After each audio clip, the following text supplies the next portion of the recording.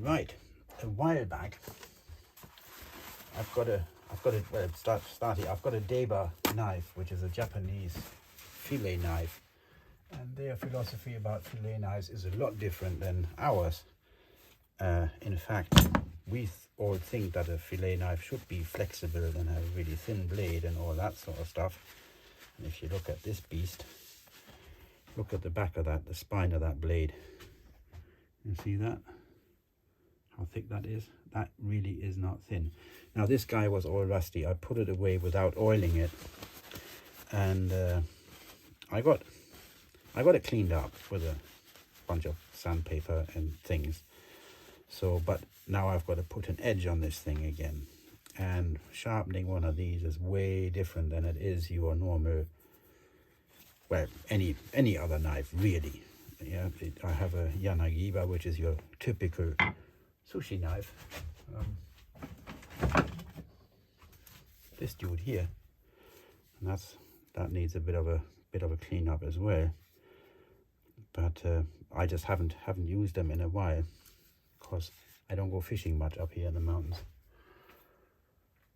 So now this thing is also excellent for doing chickens and stuff like that.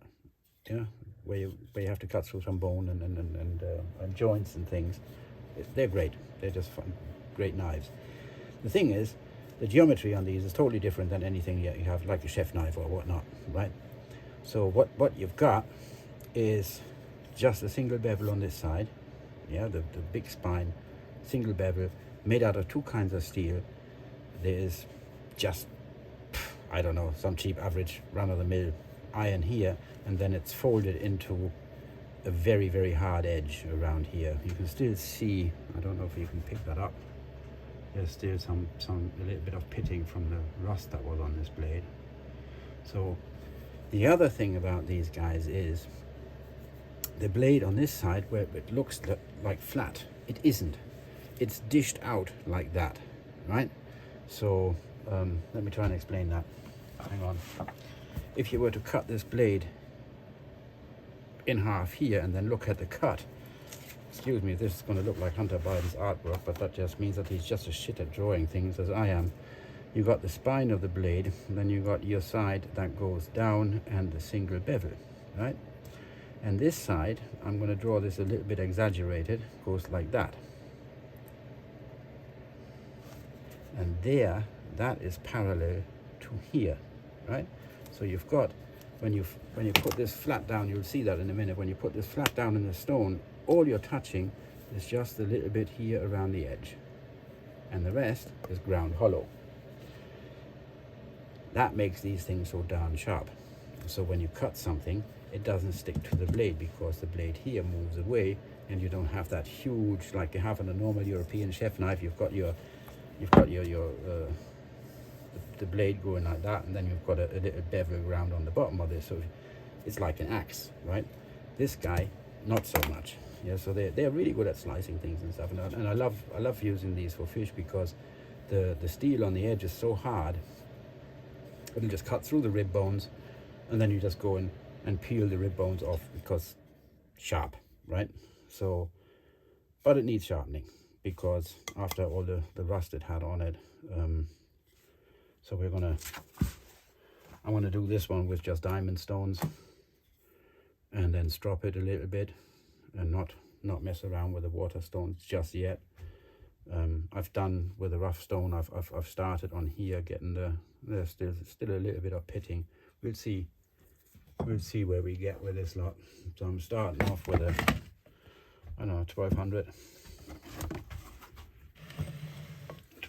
grain diamond plate,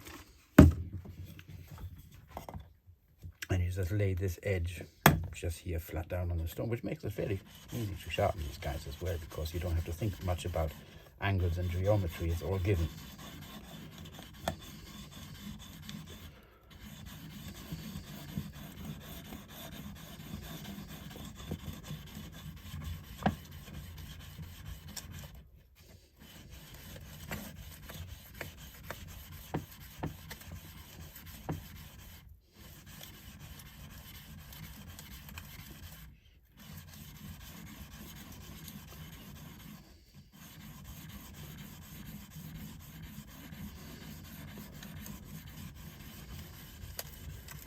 Now when I can feel a burr on this side here, that means that I've got my bevel there right.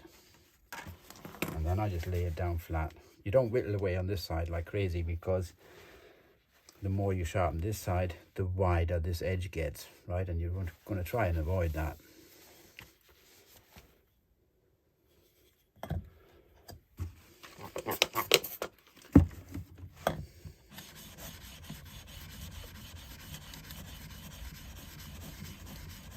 It may take a while.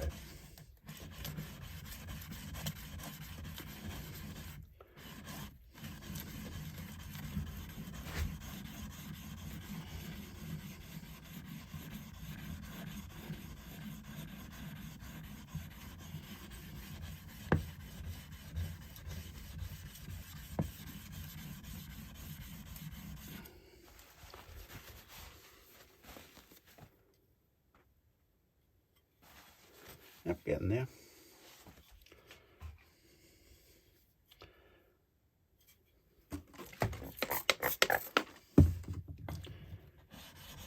Tad more. And then we'll turn it over, and then we'll put it on the fine plate just to polish it up a little bit and strop it.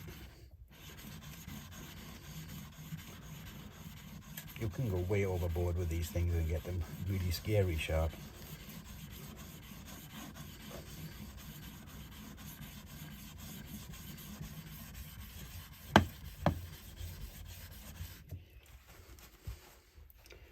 That looks about right to me. Yeah. Now, turn this flat on the stone like that.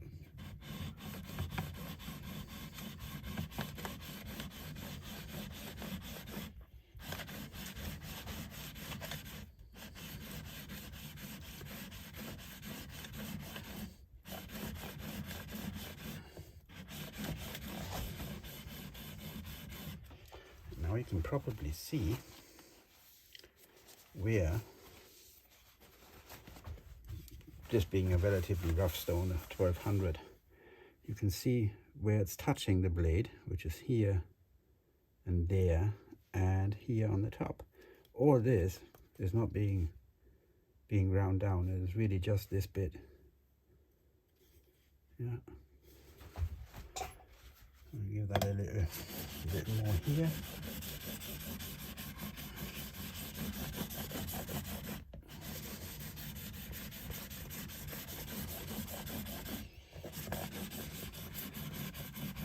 And this is really just the rough work that I do after having hacked at this with sandpaper and an angle grinder and all sorts of stuff to get the rust off. I'm just trying to get the geometry back, and seems to be doing okay. I will slap this on the big plate. This one is 10,000 grit.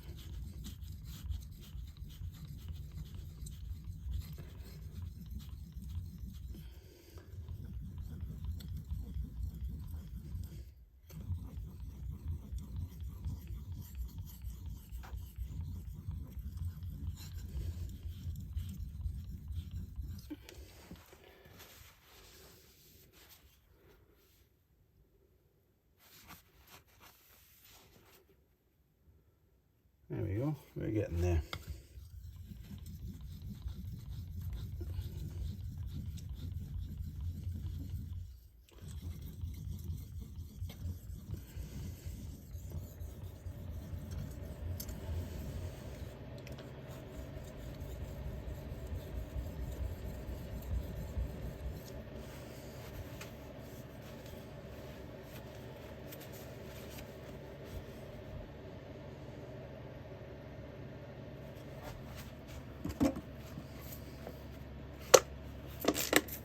What I'm using here is half window cleaner and half alcohol. It just keeps the metal that you've taken off the blade in suspense, so you're always working with a clean edge on the diamond cutting surfaces. You see the black stuff there, see that disperse and just wash away.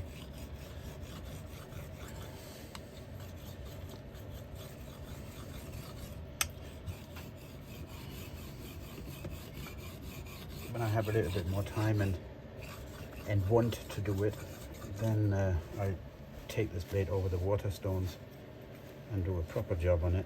But for now, just to get it usable,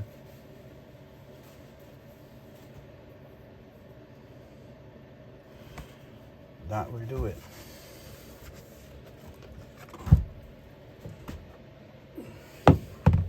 And this is just a piece of leather you've probably seen me use when I was doing some other knives with a bit of jeweler's rouge on it.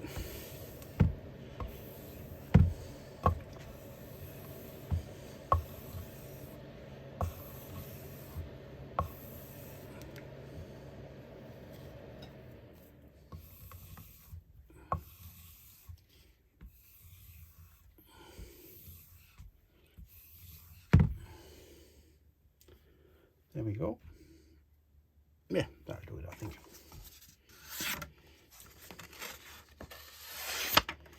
Yep.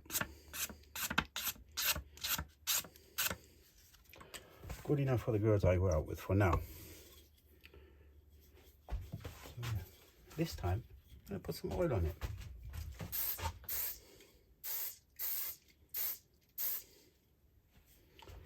Before sticking that back in here.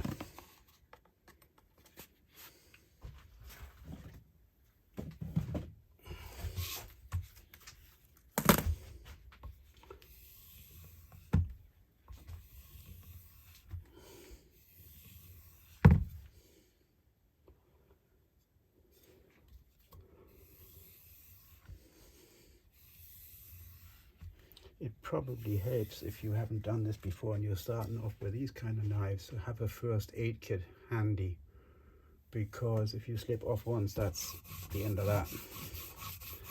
They don't leave scratches, they just take bits off. No, I'm not joking.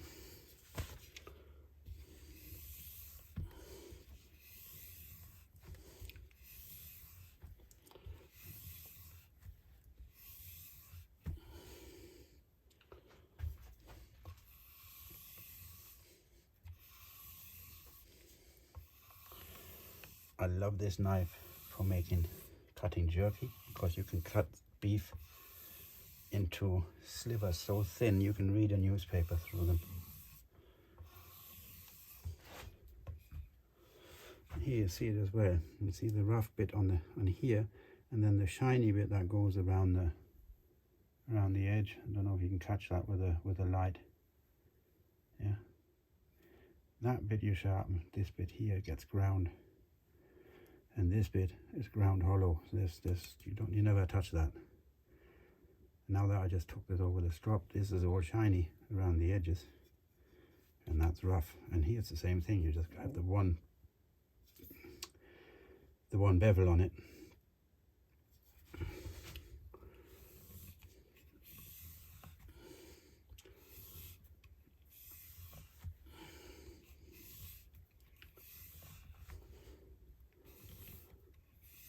And as far as sharp knife goes, it doesn't get any sharper than that.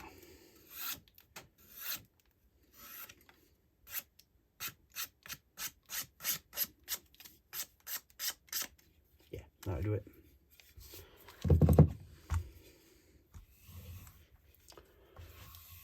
The thing is, they rust, yeah? They are not your average kitchen utensil thing that you can just throw in a drawer or stick it in a dishwasher, you'll kill it. Yeah. But they are a great tool if you know how to use them.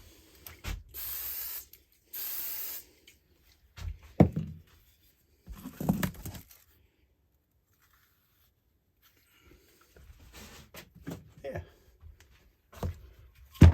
knife sharpening once again. See you next time. Any comments, whatever you want to know about these things, just drop them down there in the thingamajig. See you later. Stay warm.